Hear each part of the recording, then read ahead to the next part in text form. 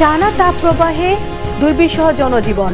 সর্বোচ্চ তাপমাত্রা যশোরে, হিটস্ট্রোকে রাজশাহী ও মুন্সিগঞ্জে 3 জনের মৃত্যু। মে মাসে 3-4 তারিখে বৃষ্টির পূর্বাভাস। বৃহস্পতিবার স্কুল বন্ধ নাকি খোলা থাকবে স্পষ্ট করেননি শিক্ষামন্ত্রী। জানিয়েছেন আদালত বন্ধ থাকবে বলে সুযোগ নেই আপিলের।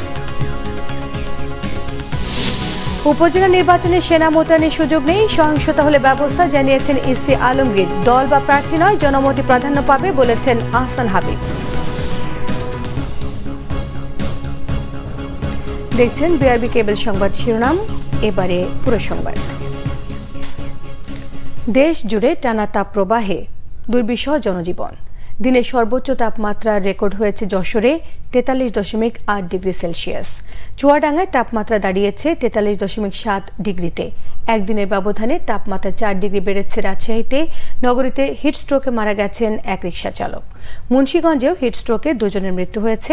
চলতি মৌসুমে এ নিয়ে হিটস্ট্রোকে 10 জন মারা গেছে বলে জানিয়েছে স্বাস্থ্য অধিদপ্তর। বিস্তারিত থাকছে ডেস্ক রিপোর্টে। টানা তাপ প্রবাহে পুড়ছে যশোর। তীব্রতর তাপদাহ ও লু হাওয়ায় জনজীবন দুর্বিষহ হয়ে উঠেছে এই অঞ্চলে। নির্ঘুম রাত কাটছে অনেকের। জেলায় গত 3 সপ্তাহ ধরে তাপ প্রবাহ 40-এর উপরে রয়েছে। মঙ্গলবার দেশের সর্বোচ্চ তাপমাত্রা রেকর্ড হয়েছে যশোরে 43.8 ডিগ্রি সেলসিয়াস। এখন পর্যন্ত এই মৌসুমের সর্বোচ্চ তাপমাত্রার রেকর্ড এটি। ঘর থেকে বাইরে যাওয়ার উপায় নেই, রাস্তায়ও আগুনের মতো উত্তাপ। এমন অবস্থা থেকে কিঞ্চিত স্বস্তি দিতে শহরের বিভিন্ন সড়কে পানি ছিটিয়ে শীতল করার চেষ্টা যশোর পৌরসভার। সারাদিনই প্রায় রাস্তা ভিজানোর কাজ চলছে। এছাড়া পথচারী সহ দিনমজুর যাতে পানির পিপাসা নিবারণ করতে পারে, সে কারণে স্যালাইন পানি আমরা বিভিন্ন মোড়ে মোড়ে তাদেরকে পিপাসা নিবারণের জন্য খাওয়ানো হচ্ছে। তাপমাত্রার রেকর্ড হয়েছে চুয়াডাঙ্গায়ও। জেলার ইতিহাসে সর্বোচ্চ তাপমাত্রা 43.7 ডিগ্রি দাঁড়ায় মঙ্গলবার। আগামী 2 দিন এমন অবস্থা বিরাজ করতে পারে বলে জানিয়েছে স্থানীয় আবহাওয়া অফিস। এর আগে 2014 সালের 21 মে জেলার সর্বোচ্চ তাপমাত্রা রেকর্ড করা হয়েছিল 43.2 ডিগ্রি সেলসিয়াস। দিনের বেলায় প্রচণ্ড রোদ আর সন্ধ্যার পর ভ্যাপসা গরম নিত্যসঙ্গী চুয়াডাঙ্গাবাসীর। পথচারীদের মাঝে বিশুদ্ধ পানি ও খাবার বিতরণ করছে বিভিন্ন স্বেচ্ছাসেবী সংগঠন। অন্যদিকে মুন্সিগঞ্জে হিটস্ট্রোকে 2 বৃদ্ধের মৃত্যু হয়েছে। তারা হলেন ওমর আলী ও আব্দুল বাতেন মাঝি। দুজনেরই বাড়ি মুন্সিগঞ্জ সদর উপজেলায়। মুন্সিগঞ্জ জেনারেল হাসপাতালের তত্ত্বাবধায়ক আবু হেনা মোহাম্মদ জামাল জানান, দুজনকেই মৃত অবস্থায় হাসপাতালে নিয়ে আসা হয়। তাদের মধ্যে হিটস্ট্রোকের উপসর্গ ছিল। হিটস্ট্রোকের উপসর্গ নিয়ে সদর হাসপাতালে ভর্তি করা হয়েছে আরও 4 জনকে। এদিকে গরম আরও বেড়েছে রাজশাহীতে। স্থবির জনজীবন। একদিনের ব্যবধানে তাপমাত্রা 4 ডিগ্রি বেড়ে দাঁড়িয়েছে 43 ডিগ্রি সেলসিয়াসে। গত 50 বছরের মধ্যে রাজশাহীর সর্বোচ্চ তাপমাত্রার রেকর্ড এটি। মঙ্গলবার দুপুরে হিটস্ট্রোকে এক রিকশা চালকের মৃত্যু হয়। সিরাজগঞ্জেও তীব্র তাপদাহে দুর্ভোগে দিনমজুর ও খেটে খাওয়া মানুষ। প্রচণ্ড গরমে তারা কাজে বের হতে পারছেন না। সিরাজগঞ্জে দিনের সর্বোচ্চ তাপমাত্রা রেকর্ড করা হয় 39 ডিগ্রি সেলসিয়াস। গরমে জ্বর, ঠান্ডা, কাশি, ডায়রিয়া সহ বিভিন্ন রোগের প্রকোপ বেড়েছে। ভোর রাত থেকে সারা রাত্রি সারাদিন 24 ঘন্টায় প্রচণ্ড গরম। মানুষের জনজীবন খুবই অতিষ্ঠ হয়ে গেছে। তাপমাত্রায় মনে করেন কারোর কর্মটাই ঠিক নাই, যে রোজগার তার চেয়ে বেশি খরচ। আরো গরমে তো কাজ কাম কোনো কিছুই নেই আমাদের। আমরা দোকানদাররা বসে আছি 42-43 ডিগ্রি গরম। এই গরমে মানুষ কিভাবে কুলাতে পারে? সুচরিতা সূচি, বাংলা ভিশন নিউজ ডেস্ক। অসহনীয় গরমে কষ্টের শেষ নেই মানুষের। প্রতিদিনই তাপমাত্রা আগে রেকর্ড ভাঙছে। এমত অবস্থায় বৃষ্টির সুখবর দিয়েছে আবহাওয়া অধিদপ্তর। মে মাসের 3 বা 4 তারিখ দেখা দিতে পারে স্বস্তির বৃষ্টি। এদিকে প্রচণ্ড গরমের শরীরের লবণ পানির ঘাটতি পূরণে যথেচ্ছ স্যালাইন পান করছেন অনেকেই। তবে এতে হিতে বিপরীত হতে পারে বলে সতর্ক করছেন চিকিৎসকরা। উজ্জ্বল দাসের ক্যামেরায় রিপোর্ট করছেন মামুন আবদুল্লাহ। পিচ ঢালা রাস্তার এই উত্তপ্ত চিত্রই বলে দিচ্ছে তাপমাত্রার তীব্রতা। এরই মধ্যে তাপমাত্রার রেকর্ড ভেঙেছে বেশ কয়েকটি। টানা 1 মাসের তাপদাহ রেকর্ড স্পর্শ করেছে ৭৬ বছরের। দেশে সর্বোচ্চ তাপমাত্রা ছাড়িয়েছে ৪৩ ডিগ্রির ঘর। এ অবস্থায় জনজীবন অতিষ্ঠ, মানুষের কষ্টের শেষ নেই। খুব কষ্ট হয় ভাইয়া, জাহান বাড়ার মতো না। বাইরে কি করব, কাজ না করলে চলে। উপরের তাপমাত্রা নিচের তাপমাত্রা দুটো অ্যাডজাস্ট হইতেছে। হ্যাঁ, এই যে অনেক যে বৈশা জিরাইতেছি 1-1.5 ঘন্টা হইলো, তাও শরীর কোনো ছাড়তেছে না, গরম ছাড়তেছে না।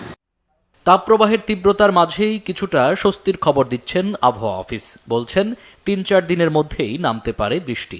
2 তারিখ থেকে যেহেতু আমাদের পূর্বাংশে বিশেষ করে সিলেট এবং চট্টগ্রামে বৃষ্টির পরিমাণ কিছুটা বাড়তে পারে এবং সেটার প্রভাব ঢাকা এবং বরিশাল ডিভিশনে হতে পারে, এবং সেই ক্ষেত্রে তাপমাত্রা হয়তো বা কিছুটা কমে আসতে পারে ঢাকা সহ বরিশাল সহ সিলেট এবং চট্টগ্রাম ডিভিশনে। তবে হিটওয়েভ পুরোপুরি হয়তো বা শেষ হবে না।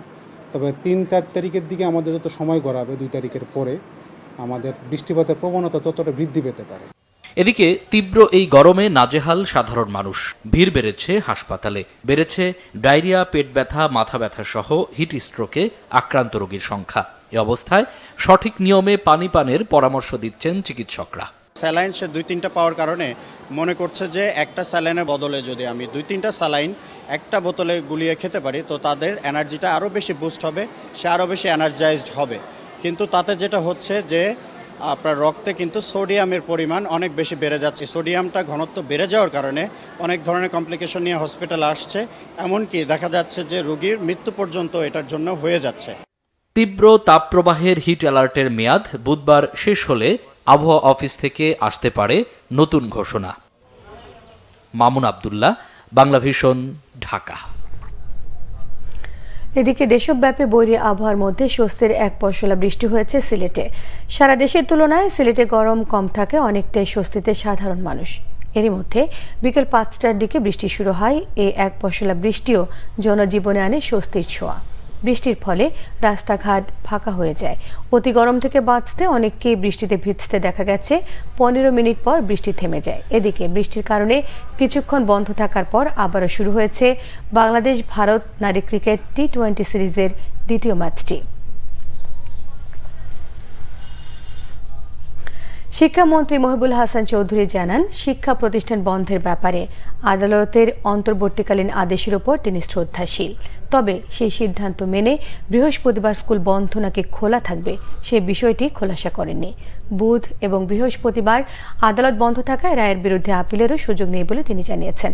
দুপুরে সচিবালয় নিজ কার্যালয়ে নির্দিষ্ট জেলা বাদে বাকিগুলো শিক্ষা প্রতিষ্ঠানগুলো খোলা রাখার ব্যাপারে অনড় অবস্থান তুলে ধরেছেন শিক্ষামন্ত্রী।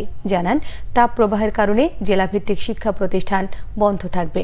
প্রয়োজনে শুক্রবার স্কুল কলেজ খোলা থাকবে জানালেও গ্রীষ্মকালীন ছুটি বাতিল হবে কিনা সে বিষয়ে পরে সিদ্ধান্ত নেওয়া হবে বলে তিনি জানান।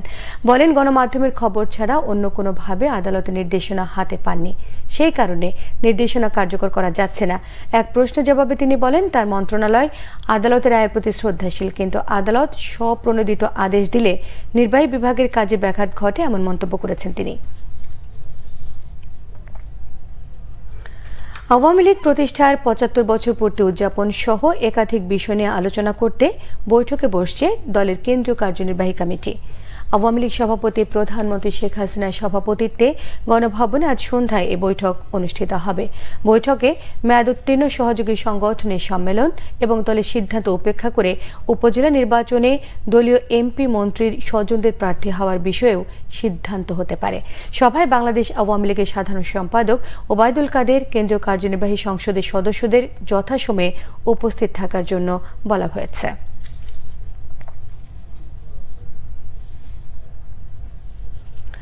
বিএনপির সিনিয়র যুগ্ম মহাসচিব অ্যাডভোকেট রুহুল কবির রিজভী বলেছেন, আগামীকাল শ্রমিক দিবসে বিকেল 3টায় নয়াপল্টনে শ্রমিক সমাবেশ করবে বিএনপি। রাজধানী নয়াপল্টনে বিএনপির কেন্দ্রীয় কার্যালয়ে এক স্মরণ সভায় এসব কথা বলেন রিজভী। সমাবেশ শেষে শ্রমিক র্যালি পল্টন থেকে প্রেস ক্লাবে গিয়ে শেষ হবে।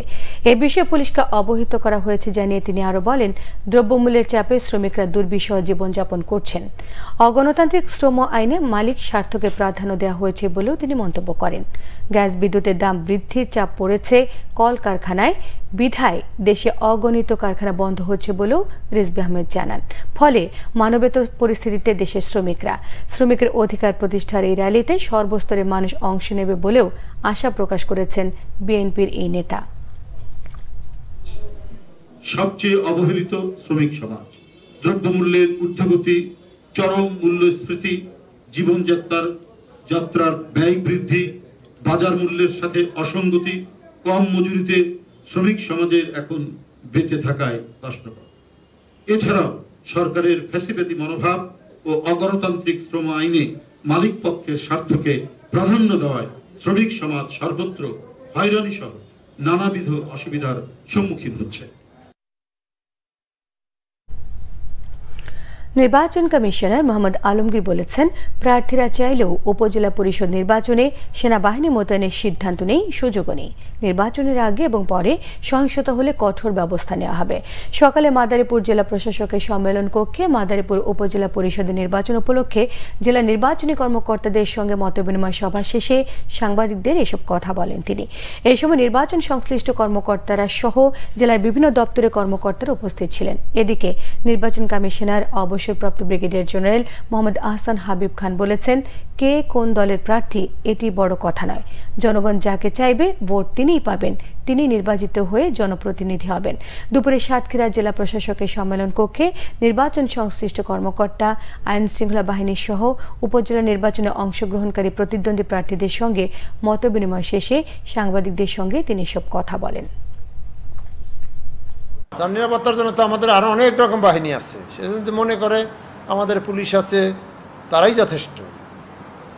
এবং এছাড়া তো সার্বিকভাবে আমাদের র্যাব, বিজিবি, পুলিশের আর্ম ফোর্স আছে, আমাদের আনসার বাহিনী আছে, তারা তো সারাক্ষণই আমাদের গোয়েন্দারা আছেন, তারা সবসময় গোপনে খবর রাখছেন। আপনি হয়তো দেখছেন না, কিন্তু গোপনে কোথায় কী হতে যাচ্ছে, কে কী করতে পারে, এগুলো তারা খবর পান এবং আগাম খবর এগুলো আমাদের পুলিশ বিভাগ যারা আছে তাদেরকে জানিয়ে দেন। প্রকৃতির বৈরী আচরণের আশঙ্কায় সিলেট বিভাগের 4 জেলার সব হাওরে একটু আগেই বোরো ধান কাটছেন কৃষকরা। সরকারি সার বীজ পর্যাপ্ত না পাওয়ার অভিযোগ করলেও ফলন ভালো হওয়ায় খুশির ঝলক কৃষাণীর চোখে মুখে। সিলেট থেকে স্টাফ রিপোর্টার দীপু সিদ্দিকের তথ্য ছবি নিয়ে থাকছে ডেস্ক রিপোর্ট। সিলেট, সুনামগঞ্জ, মৌলভীবাজার ও হবিগঞ্জে এবার 4,95,691 হেক্টর জমিতে বোরোর চাষ হয়েছে। এর মধ্যে হাওড়ে 2,76,225 হেক্টর, উৎপাদন হয়েছে লক্ষ্যমাত্রার চেয়ে বেশি।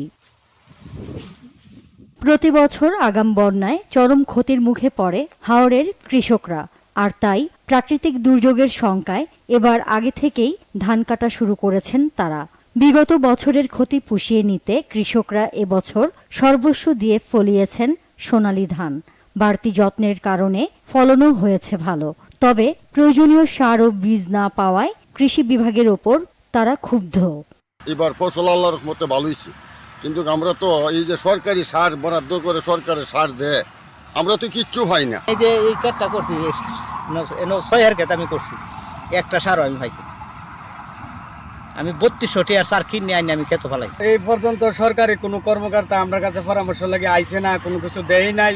আর যারা দেয় এরা ওই উপজেলার এরার আত্মীয় স্বজনটাই দেয়।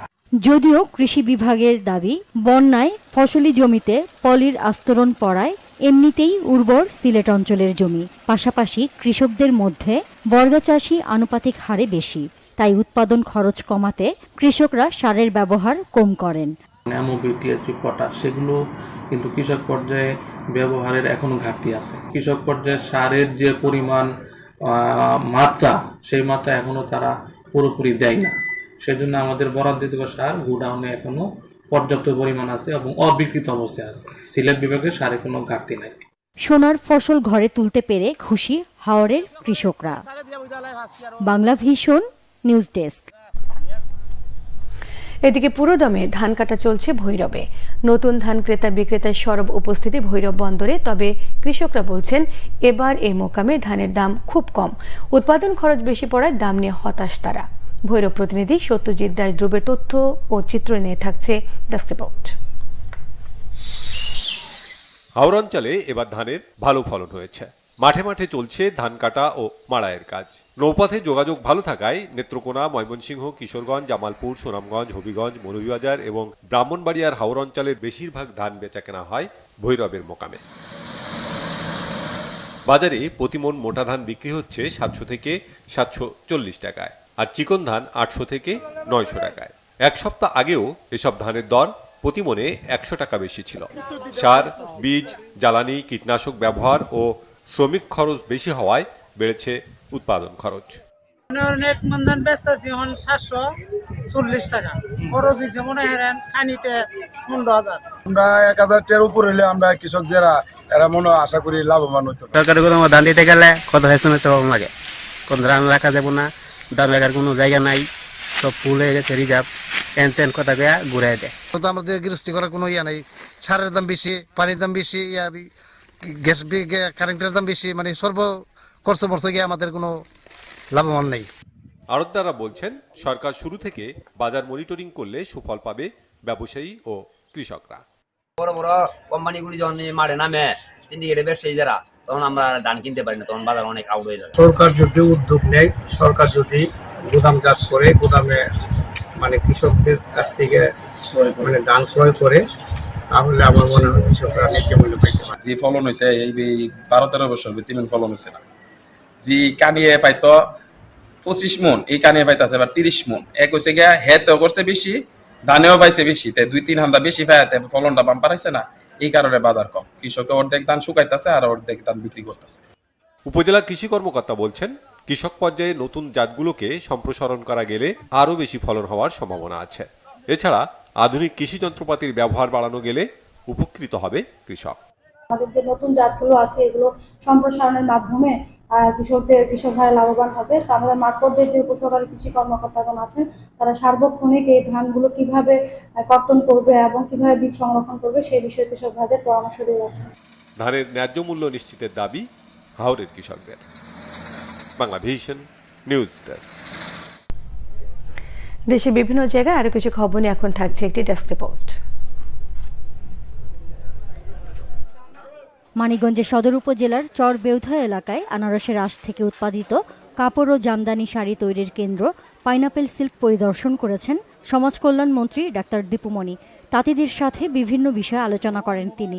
জেলা প্রশাসক রেহেনা আক্তার ও অতিরিক্ত পুলিশ সুপার সুজন সরকার সহ অন্যরা উপস্থিত ছিলেন এ সময়। খুলনায় পথচারীদের মাঝে খাবার, স্যালাইন ও পানি বিতরণ করেছে সদর থানা বিএনপি। দলীয় কার্যালয়ের সামনে পথচারীদের হাতে পানি ও স্যালাইন তুলে দেন মহানগর বিএনপির আহ্বায়ক অ্যাডভোকেট শফিকুল আলম মনা ও সদস্য সচিব শফিকুল ইসলাম তুহিন। 3 দিনব্যাপী কর্মসূচি পালন করবে সদর থানা বিএনপি। কারিগরি ও বৃত্তিমূলক শিক্ষা সপ্তাহ উদযাপন উপলক্ষে সেমিনার হয়েছে ঠাকুরগাঁও পলিটেকনিক ইনস্টিটিউটের হলরুমে। ইনস্টিটিউটের অধ্যক্ষ প্রকৌশলী মোহাম্মদ মাকসুদুর রহমানের সভাপতিত্বে এতে প্রধান অতিথি ছিলেন জেলা চেম্বার অব কমার্সের সভাপতি এস.এম. শামসুজ্জামান দুলাল।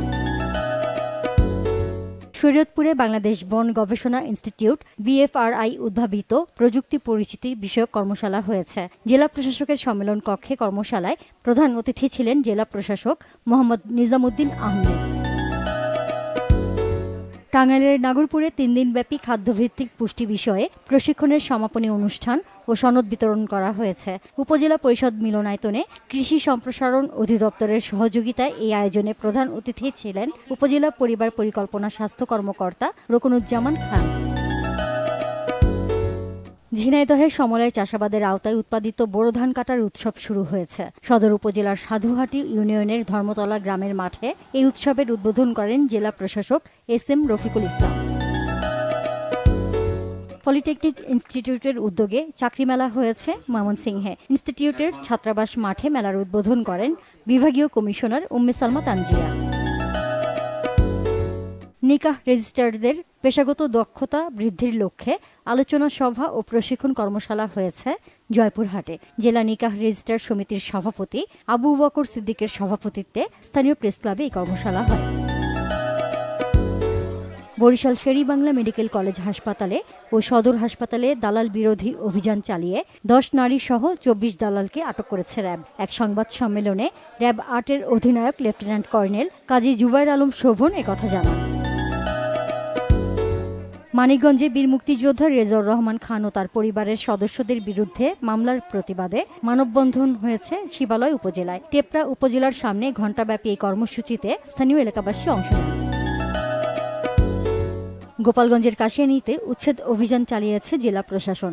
জেলা প্রশাসক কাজী মাহবুবুল আলমের নেতৃত্বে আরকান্দি বাজারে রাস্তার পাশে সরকারি জায়গা দখল করে গড়ে ওঠা বেশ কয়েকটি দোকানঘর ভেঙে গুড়িয়ে দেয়া হয়। একই উপজেলার সিঙ্গা গ্রামে ব্রিজের তলদেশের মাটি ভরাট করে দখল করা সহ খালের জায়গা ভরাট করা কার্যক্রমও বন্ধ করে দেয়া হয়।